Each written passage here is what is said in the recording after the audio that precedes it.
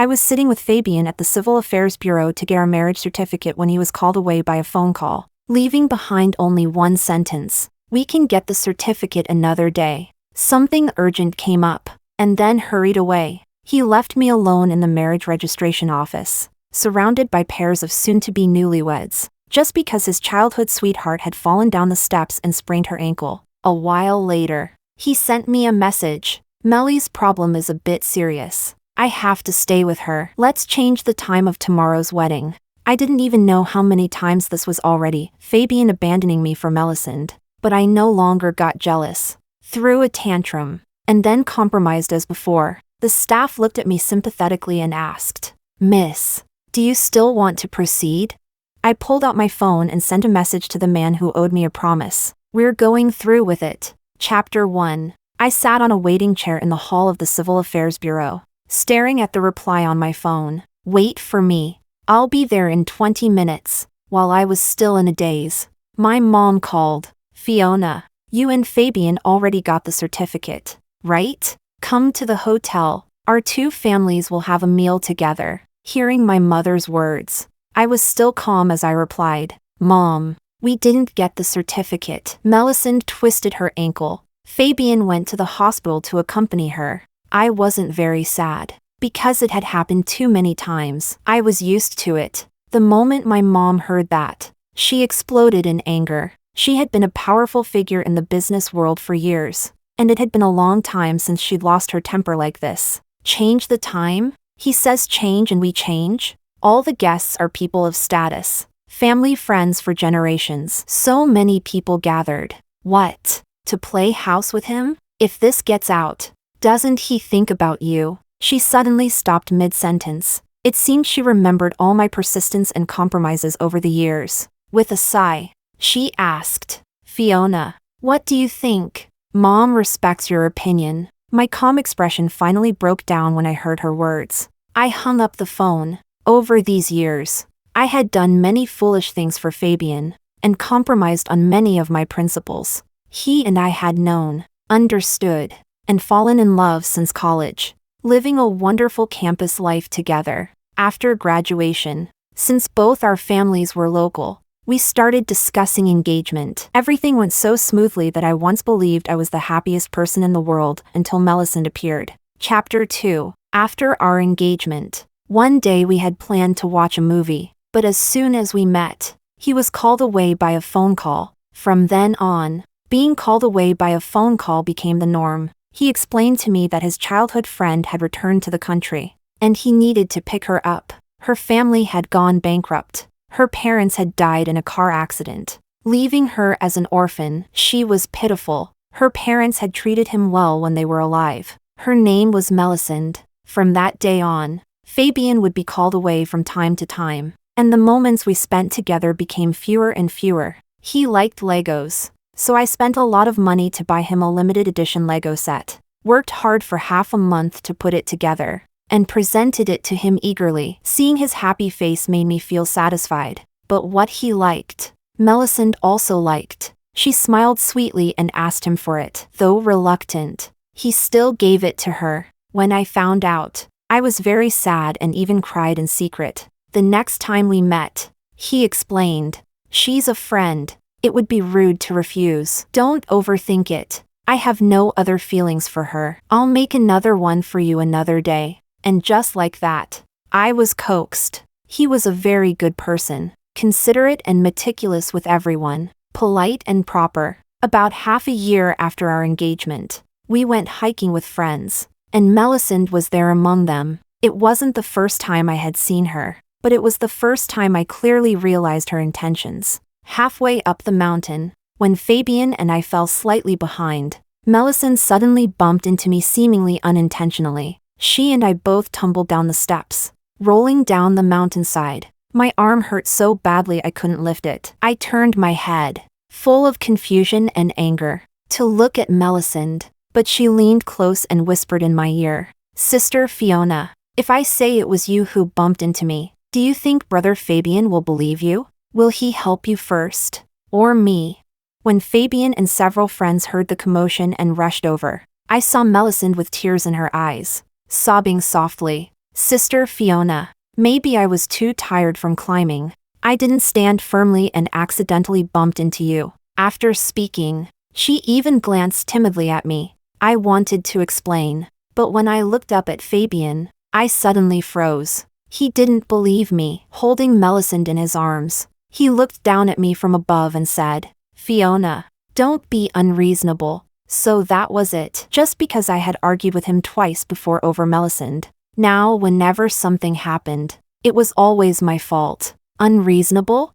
I never thought such a cliché accusation would be used against me. That day, I watched as he carried Melisande farther and farther away. Our friends, caught in the awkwardness, tried to comfort me with scattered words. "Fiona, we believe you wouldn't do something like that. Yeah, don't be upset." Fabian just saw that Meli's injury was worse. Her hand was bleeding badly. I shook my head. "You all continue climbing. I'll head down first." Originally, a friend wanted to go down with me, but I refused. There was no need to ruin their mood any further. No one saw that my arm was dislocated, covered in blood and flesh. Enduring the pain, I forced myself down the mountain. While waiting for the ambulance, my strength failed me, and I gradually fainted. The moment before I closed my eyes, I heard a slightly panicked voice. "Fiona! Fiona!" I lifted my head, and the voice from memory overlapped with the voice by my ear now. Dazed, I looked at the man approaching, Logan Chi, the head of the Chi group. His parents had died young, yet at such a young age he not only preserved his family's business, but also led the Chi group to a new level, standing at the pinnacle of our wealthy circle. I first met him by accident after graduating from high school, when I went to my grandmother's house. There, I happened to save him once and stayed to help while he recovered. When he left, he gave me his contact information and promised that, within his power, he would grant me one request unconditionally. After that, our two families occasionally kept in touch, and we often met, gradually becoming familiar. When did we become estranged? It seemed to have started after I confessed to my family about being with Fabian's song. It had been 2 or 3 years since, and I hadn't seen him even once. When I sent him a message, I was actually nervous. After all, he was unpredictable, distant and lofty, but looking around our entire circle, he was the only one I could think of. The Song family had considerable influence, and besides him, no one else dared to marry me at this time. I didn't know if he had changed his contact information. I didn't know if he still remembered that promise. So now, looking at the cold, handsome man before me, dressed in a custom suit as if he had rushed straight from a business meeting, my eyes reddened, vision blurring with tears. I seemed to hear Logan sigh as he reached out to gently wipe the tear off my eyelashes. "Why are you crying? Didn't you ask me to come marry you? Do you regret it now?" I shook my head and pulled him toward the registration office. Amid the staff's astonishment, we handed in our documents, and within 10 minutes, everything was done. So marriage registration was this quick. Yet for Fabian, even 10 minutes was too much to wait with me. Or rather, he couldn't bear to make his childhood sweetheart wait. Chapter 3. Standing at the doorway of my house, I looked at the little red marriage certificate in my hand. I took a deep breath. Just after we walked out of the Civil Affairs Bureau, Logan hurried away, as if he had to attend an important government bidding meeting he couldn't miss. Rushing off immediately, before leaving, he looked at me with deep eyes. "Don't worry, the wedding tomorrow will go on as planned." I nodded. When I had texted him earlier, I had explained everything from beginning to end. I was about to call the driver when a call came in. It was Fabian. I answered, and his voice was as gentle as ever.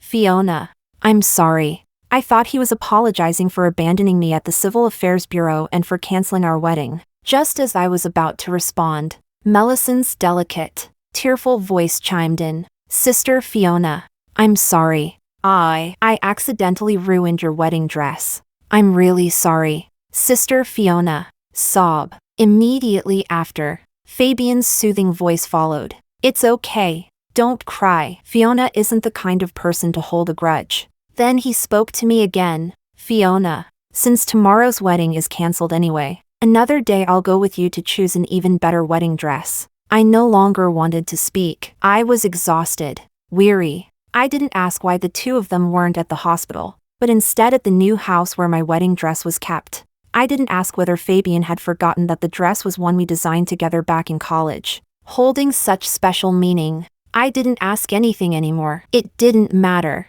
I was already married, wasn't I? The days with Fabian, I won't deny, were happy. In college, even blissful. I won't deny Fabian's sincerity either. Eyes don't lie. But that sincerity was not mine alone. Since Melisande appeared, I was no longer his one true preference. I still remember one gathering, because I couldn't hold my liquor well. After a few drinks I felt dizzy and went to the restroom. When I came back, I happened to hear those drunken words. Fabian, I'll marry no one else in this life but you. As soon as she said it, the room fell silent for a moment. Everyone knew Fabian was already engaged. Some friends quickly joked to change the subject, but I had been standing at the doorway, holding my breath, waiting for Fabian's answer. What I got was his gentle reminder. I'll go get a bowl of hangover soup. Meli will have a headache later. Take care of her. I can't quite describe how I felt at that moment. Disappointment? Something else? It didn't matter anymore. I had been pampered and spoiled since childhood, yet the greatest sorrows and grievances of my life all came from Fabian. After so much compromise and yielding, I realize now, it was madness. Affection not given to me alone. Not a love where I was the only favorite. I don't want it anymore. It's fine, since it's ruined. Just throw it away. Hearing the calmness in my voice, without anger or emotion, Fabian actually froze. No jealousy, no blame. No quarrel as he had imagined. He should have felt relieved. But instead, a wave of panic welled up in his heart. Is there anything else? I didn't want to continue such meaningless conversations and asked. Fabian opened his mouth but finally fell silent. No, nothing else. Just as I was about to hang up, Melisande's voice drifted faintly through the line. Fabian, look, can I help you pack these clothes? Expressionless. I hung up. Fabian quickly glanced at his phone when he heard the call end, unease in his heart. Looking up, his eyes darkened as he stared at Melisande. I don't need you to pack my clothes. I'll take them to her myself. Once she's settled, I'll come back. Melisande's eyes instantly welled with tears. Fabian, you're all I have. If you abandon me too, who will care for me?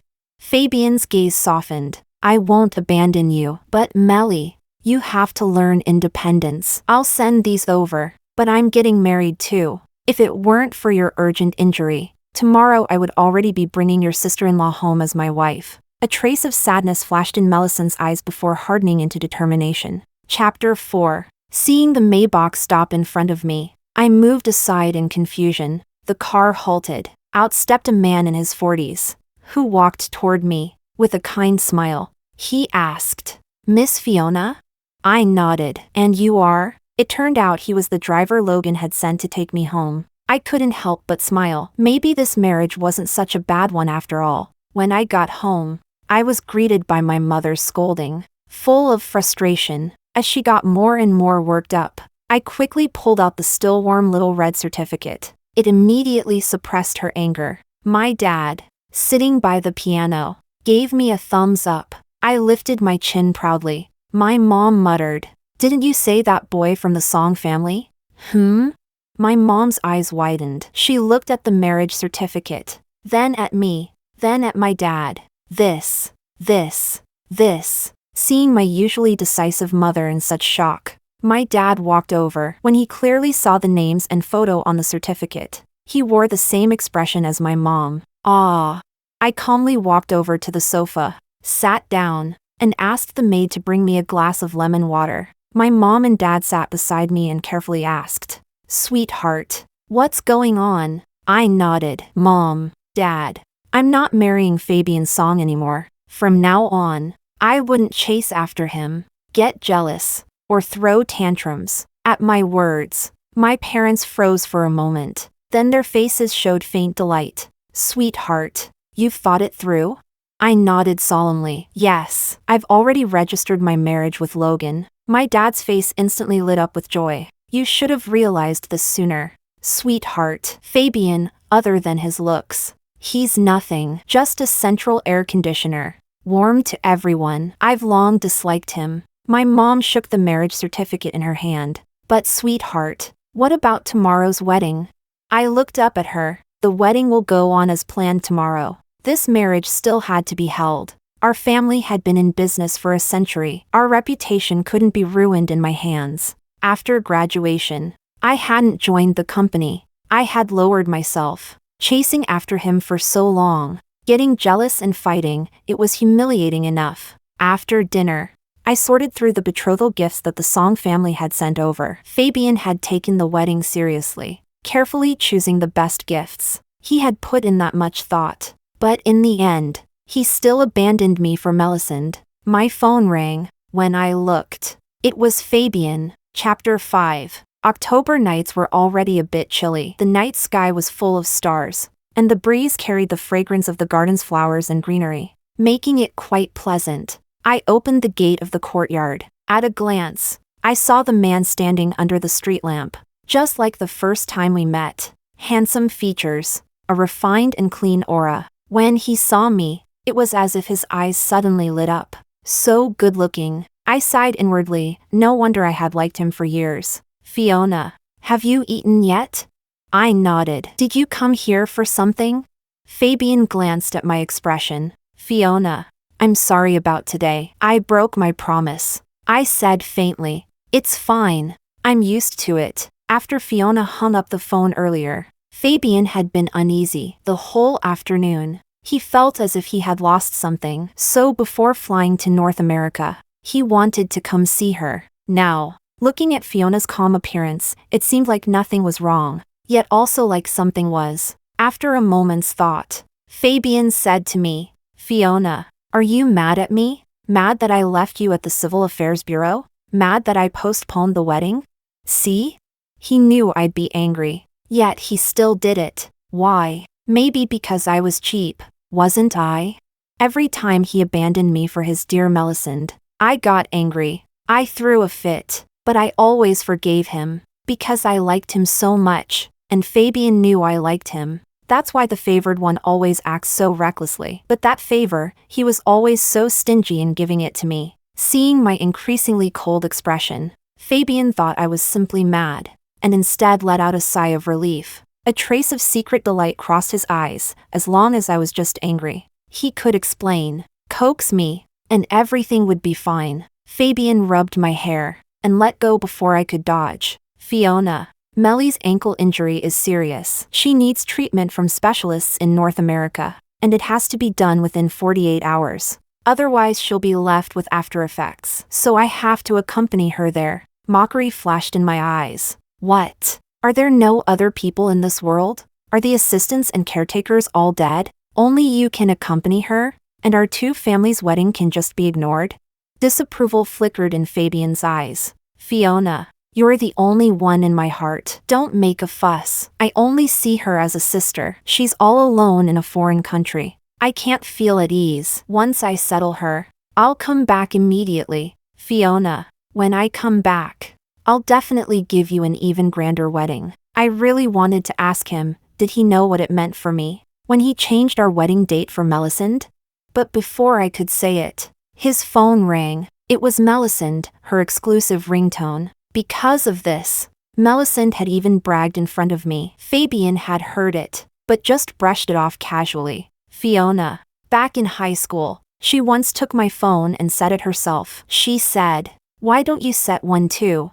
That way, whenever I hear it, I'll know it's you. At that time, I thought it was so early. With Fabian, Melisande could casually touch his phone. With Fabian, Melisande had already been the special one. Long before, even earlier than my own appearance, Fabian's preference was already given to Melisande. I was never the only exception. I didn't set one what was already given to someone else.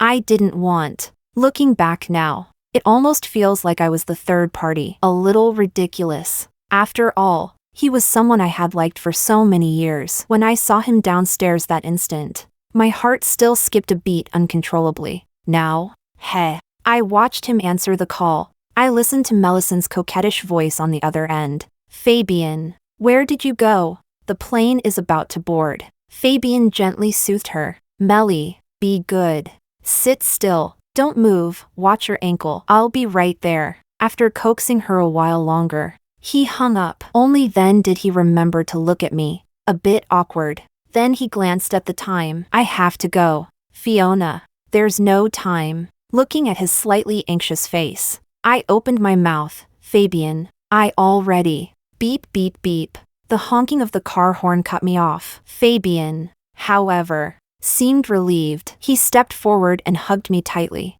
Fiona, wait for me to come marry you. Then he quickly left. I didn't say another word. There was no later anymore. Fabian got into the car. Looking back at the girl standing alone under the street lamp, his heart suddenly clenched in pain. And then came the endless panic. It screamed at him to get out, to hold her, to tell her he wasn't going to North America. As he watched her figure grow smaller and smaller, the word "stop the car" nearly slipped from his lips. Then his phone rang. It was Melisande. Fabian fell silent. Chapter 6. The wedding was about to begin. I looked at myself in the mirror, dressed in a magnificent phoenix coronet and red wedding robe, slightly dazed. Unlike the Western-style wedding Fabian had prepared, today's wedding was a traditional Chinese one, arranged by Logan just last night. Yesterday, when I watched Fabian leave without looking back, there had been a moment of sadness in my heart. But more than that,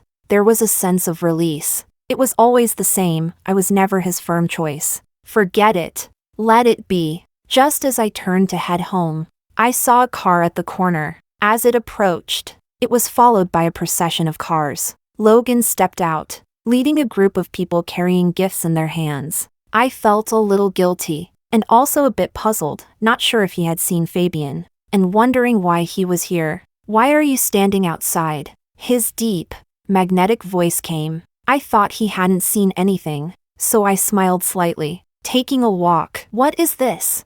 When I heard Logan say he was here to deliver betrothal gifts, I froze for a moment. Then I heard my mother's voice. Logan's here. Sweetheart. Why are you just standing there stunned? Bring Logan inside. A little dazed, I led him in, sitting on the sofa, watching Logan chatting cheerfully with my parents. I felt like the world had turned surreal. Noises outside pulled me back to reality. Time was running short. As I slowly walked toward the door, I overheard the voices outside.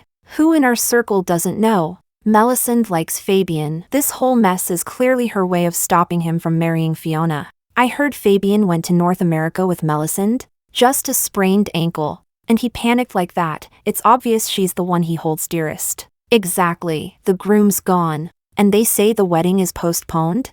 I'd say he just wants to break it off. Fiona can't compare, even after years of dating. She loses to a few coquettish words from her. Fiona used to be one of the most stunning beauties in our circle. So proud and untouchable. And now, look, she's fallen this far. Huh. Her reputation's ruined. How will she ever marry after this? I got a call from the Song family yesterday. They said today's wedding was cancelled. But right after, my family called to say the wedding was still on. I can't figure it out. Are these two families trying to make enemies? Same here. Same here. Anyway, I had a free slot this week, so I came to watch the drama. Listening to them, I actually thought they weren't wrong. Their words were accurate. The eyes of bystanders are always the clearest. As for me, Fabian would never care about any of this. He would never realize how humiliating it was, in the eyes of others in our circle, for me to have my marriage postponed because of Melisande. The time had come. As I stepped out, I happened to see those people. They hadn't realized this was the dressing room. When they saw me come out, they looked embarrassed and muttered, "Congratulations on your wedding." I smiled softly and replied, "Thank you, truly. Thank you, for letting me see clearly at last that I was nothing but a clown." The guests didn't know the groom had changed. They were waiting to see how I would handle the situation. But when Logan appeared in the groom's traditional wedding robe, the entire venue was stunned. There was a moment of silence. Then the place erupted into noise again. I heard his cool, deep voice rise above it, and the commotion quieted down. From beginning to end, the ones meant to be married today are me, Logan, and Fiona. Does everyone understand? The guests all responded in unison, their congratulations filling the air. The wedding proceeded smoothly. This date, October 20th, was the one I had chosen together with Fabian. I had thought today would be our happiest day. But Fabian, today, I married someone else. Glancing at Logan beside me, I realized he, too, was an excellent husband. After the ceremony ended, I went to the back to change into my toast dress. From then on, I was busy nonstop, my feet hurt from walking. I hadn't drunk much, but still felt a little tipsy. By the end of the banquet, I was practically carried back to the room by Logan. I didn't think too much, just felt exhausted. I soaked in a comfortable bath, then collapsed onto the bed, not wanting to move. Who would have thought getting married could be so tiring?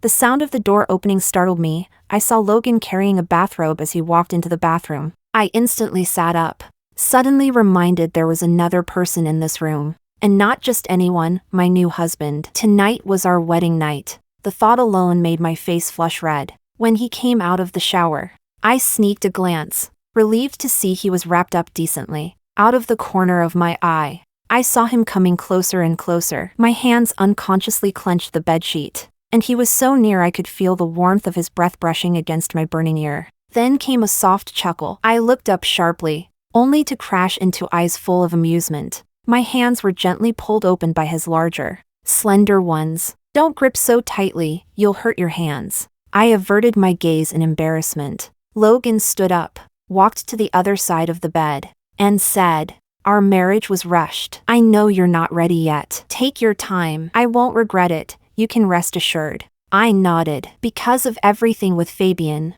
there had always been unease in my heart. He knew that. Suddenly, I felt an inexplicable sense of grievance. I didn't know if marrying him so hastily would bring me regret in the future. But right now, what I felt was peace. Chapter 7. In an unfamiliar place, sharing a bed with a man I wasn't very close to. I thought I wouldn't be able to sleep. Who would have thought I'd fall asleep so quickly?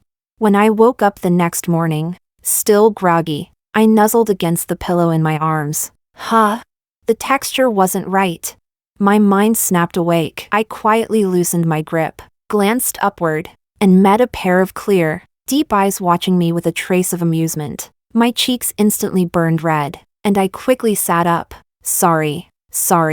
I have bad sleeping habits. Logan reached out and rubbed my head. It's fine. No need to apologize. We're husband and wife. After washing up, Logan looked at me. Let's go. I'll show you our wedding house. Without thinking much, I followed him. It turned out to be a huge surprise. Our wedding house was right next door to my parents' home. I was overjoyed, wandering endlessly through the first floor hall, eager to see everything. Logan just stood by the sofa, smiling as he watched me. I had thought that letting go of Fabian would leave me dejected for a long time. But in truth, after years of slowly worn down feelings, what I felt upon letting go was more relief than sorrow. A week after the wedding, Fabian hadn't contacted me once. I was still a little disappointed how devoted he was, giving his whole heart to caring for his childhood sweetheart. If I hadn't married Logan, I can't imagine how hard this week would have been for me. The vicious gossip from outside, what would it have become?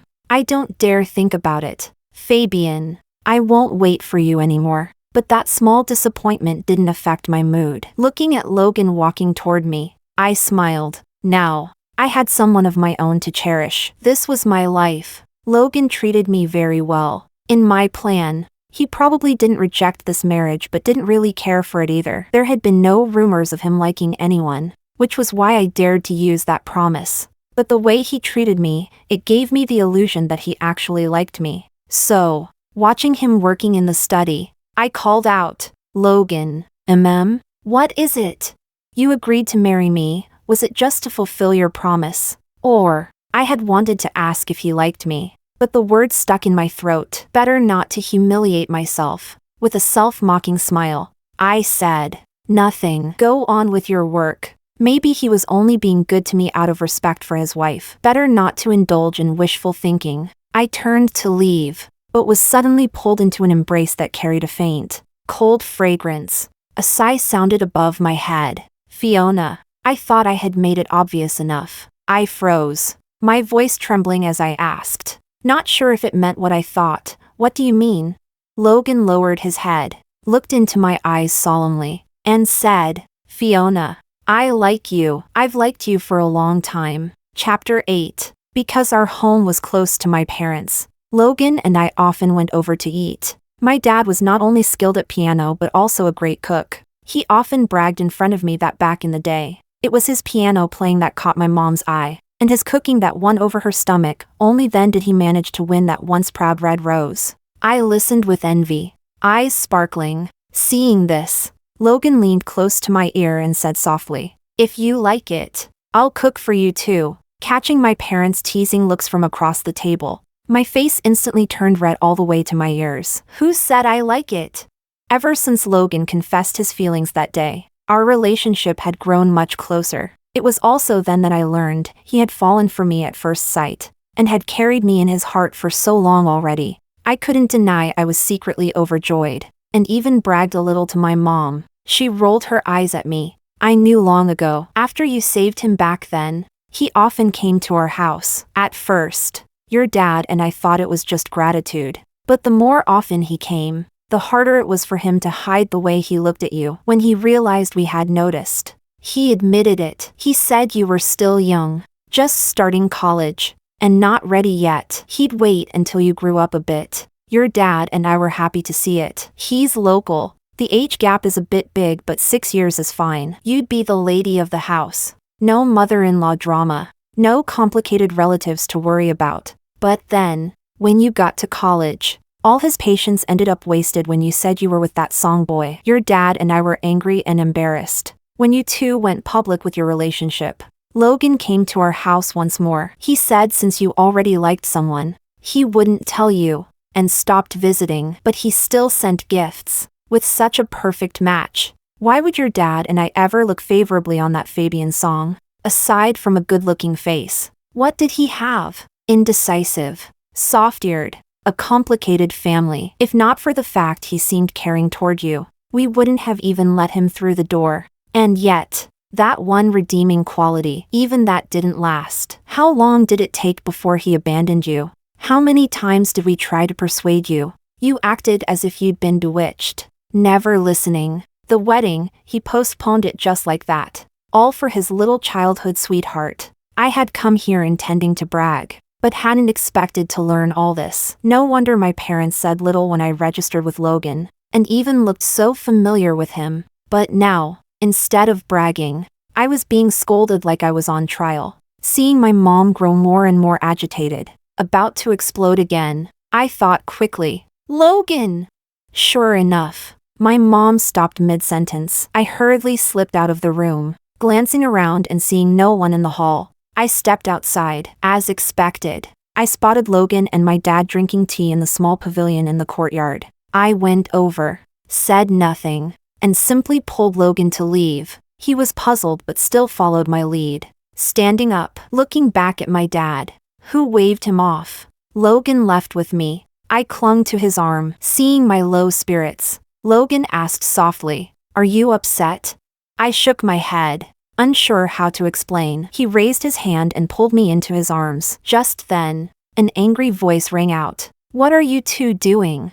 Chapter 9. When I turned my head, I saw Fabian had returned, travel-worn. His eyes were locked firmly on Logan's arm around me. I said nothing, burying myself in Logan's embrace, not wanting to look at him, at the bloodshot eyes or the delicate figure of Melisande standing softly behind him. Logan glanced at the two of them, mockery flashing in his eyes. "What I do has nothing to do with young Master Song, does it?"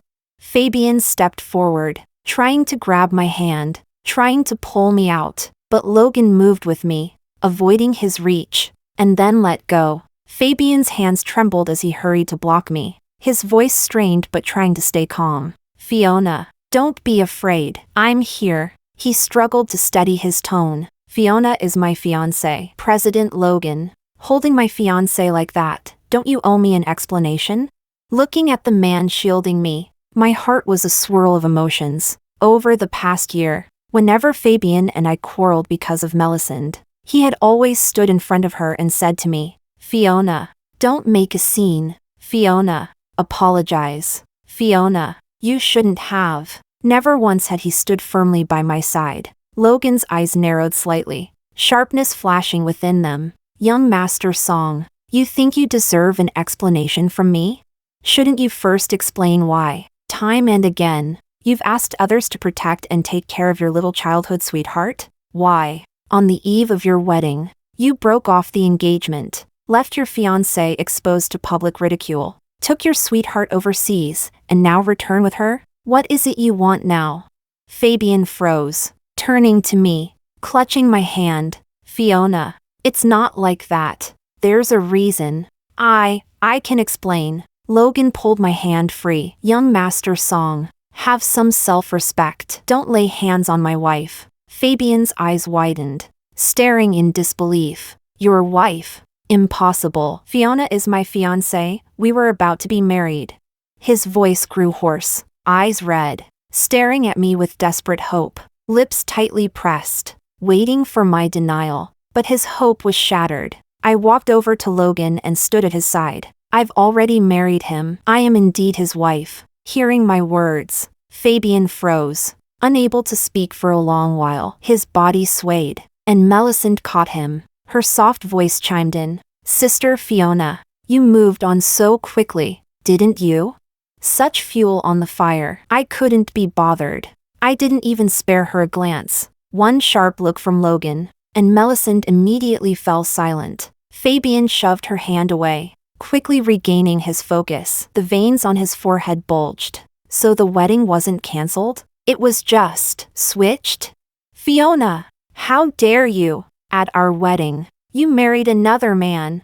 Watching him tremble with rage, I nodded. I did. While you were in North America with Melisande, it was my wedding day. A whole week without a word from him. If he had contacted anyone back here, he would have known. If he had cared about me even a little, he wouldn't have waited until today to find out. But he hadn't. He had been across the ocean, devoted entirely to his little sweetheart, worrying for her with all his heart. Fabian's heart ached, sharp and unrelenting, like countless claws tearing at it until it bled. How could this have happened? After arriving in North America, he had lost his phone. With everything so rushed, he never got a replacement, only used a local one. He had wanted to call Fiona, but was always interrupted by one thing or another. He had thought about how furious Fiona must be, so he had already made up his mind. Once Melisande's ankle was treated, he would return and give Fiona an even grander wedding. He knew he had wronged Fiona this time, but he would make it up to her, treat her twice as well in the future. As for Melisande, he would no longer involve himself. He had already done enough for her. He would give her a sum of money that would be repayment enough for the kindness her parents had once shown him. Fiona loved him so much, he couldn't keep her waiting any longer. Yet now, overwhelmed by fury and exhaustion from the rushed journey and jet lag, he collapsed on the spot. The Song family driver, who had been waiting nearby, quickly rushed over. Together with Melisande, he helped Fabian into the car. I never looked back. Instead, I held Logan's hand as we walked toward home. Fiona, this is the first time you've held my hand on your own. Hearing his magnetic voice tinged with laughter, my ears burned red as I muttered through gritted teeth. What? Am I not allowed to? His smile deepened, indulgent and tender. You are. Only you can. When we got home, I asked him about what my mother had told me. Logan nodded. Back then, I thought, I've been lingering around you for nearly a year, and still you hadn't taken a liking to me. It seemed I really wasn't someone you could love. I shook my head quickly. That's not it. I just didn't dare have improper thoughts about you. I thought you were too important, that you'd never like someone like me. Logan smiled. As long as it wasn't dislike, that was enough. The rest could come slowly. That day, I also learned a secret. That time Fabian, Melisande, and I went hiking. The person who saved me at the foot of the mountain was Logan. Humph. And he hadn't even left his name after doing a good deed. Chapter 10. Later, I heard from friends that Fabian was hospitalized, running a persistent fever. I thought I wouldn't see him again anytime soon, until one day, the housekeeper said there was a man standing outside for a long time, asking to see me. I nodded. Things had to be made clear. Let him in. One look at Fabian's flushed face told me he had come despite still being feverish. I gestured for him to sit. Do you have something you want to say? Fabian licked his dry lips, parched from the fever. Fiona, please listen to me. I don't like Melisande. Taking care of her was only because her parents were so good to me when they were alive. Now that she's alone, I only see her as a sister. The one I love is you. It has always been you. I sighed and poured him a glass of water. Fabian, a gentleman is judged by his deeds, not his intentions. It was you who broke off our engagement. It was you who left me to face all the gossip and judgment. It was you who flew off to North America with Melisande. It was you who scolded me and demanded I apologize whenever we quarreled over her, without caring who was right or wrong. It was you who, during the mountain hike, didn't believe me, carried Melisande away, and left me behind. And now, just like today, barging in so openly, have you ever thought about what position that puts me in? If Logan were the kind of man who couldn't tolerate this, my life would become unbearable. Do you understand that? Fabian froze. I'm sorry, I just wanted to see you. Then he added, he's not good for you. Divorce him. Please. Yes, divorce him. Then marry me. It'll be the same. Fiona. I thought his fever had scrambled his brain. What are you thinking? I'm doing well now. I won't divorce him. Fabian muttered. If I hadn't left, you would be my wife. Mine. I stood up. Marriage isn't a game. Fabian, please go. Let's leave it at that. But he refused. And Logan, do you think he's such a good man? You married him. We've been together for so long. Don't you trust me? You'd trust him instead?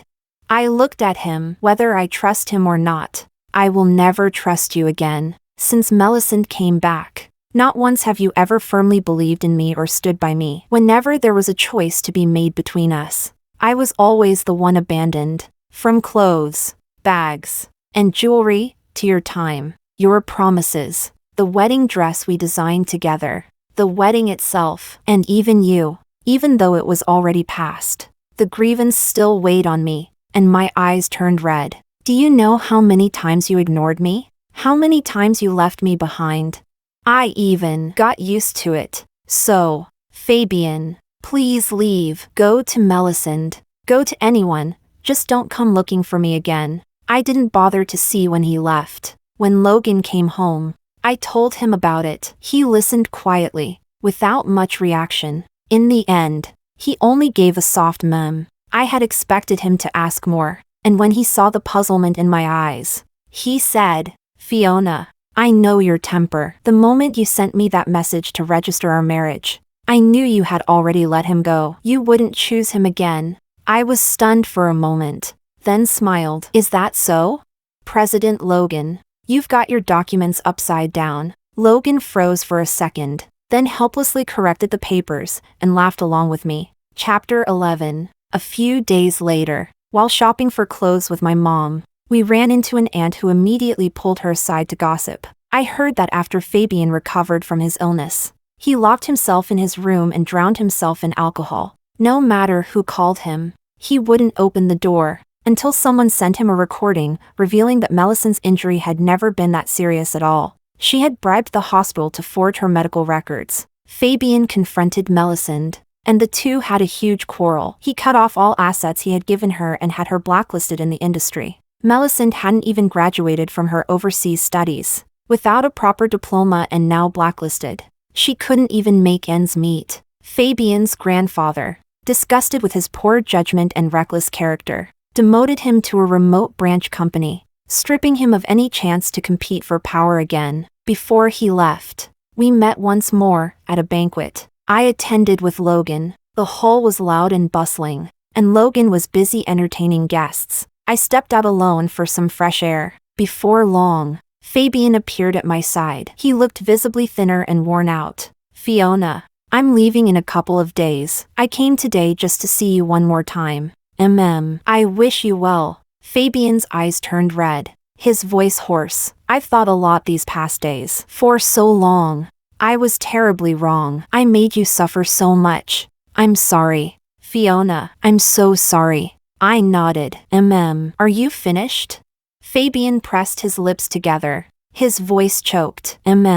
Silence lingered. In college, we always had endless things to talk about. After graduation, the rare times we were alone, I was always the one filling the silence with words. Now, with me saying nothing, he no longer knew what to say either. In the end, we had reached the point of nothing left to say. I turned and walked away, on my own path. At the end, in the light, I saw Logan, dressed in a silver-gray tailored suit, leaning lazily against the staircase. When he heard my footsteps, he looked over. The cold indifference in his eyes instantly melted into tenderness like water. I thought I was still lucky. Beep beep. Speak, President Logan. You told me to come back and get close to Fabian. Now I've been blacklisted and ended up like this. You can't just abandon me. I only showed you a path. You're the one who walked yourself into this state. His voice was laced with mockery. And don't you dare speak recklessly in front of my wife again. Otherwise, After hanging up, the man turned and wrapped his arm around the sleeping woman, planting a kiss on her. Don't. Too sleepy. Her soft voice carried a trace of hoarseness. His eyes filled with laughter and tenderness. All right, sleep well, sweetheart.